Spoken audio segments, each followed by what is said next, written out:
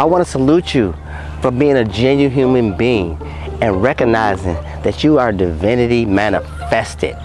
I am here to help you access your multidimensional self, awaken your divine chakra stars, and connect yourself with energies that are both on and off this planet so we can collectively reactivate Earth as a living library, but also simultaneously restore humanity back to the forefront of creation, so that those who believe in the oneness of planet, the oneness of race, the oneness of nature can prosper.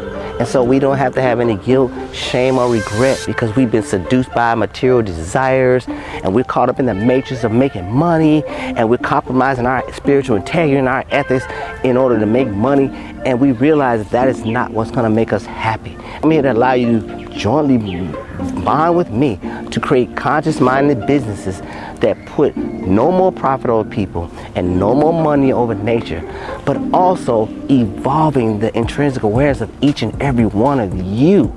We have boot camps coming up, seminars, web shops, workshops, day seminars, retreats, and it's all for you. I have chosen by my free will a service to others offering, because I found out if we do we, I will always be happy. But if I do I, we might veto me. And I urge you to understand that and pause there parenthetically. You are a genuine human being. You are special, and I love you.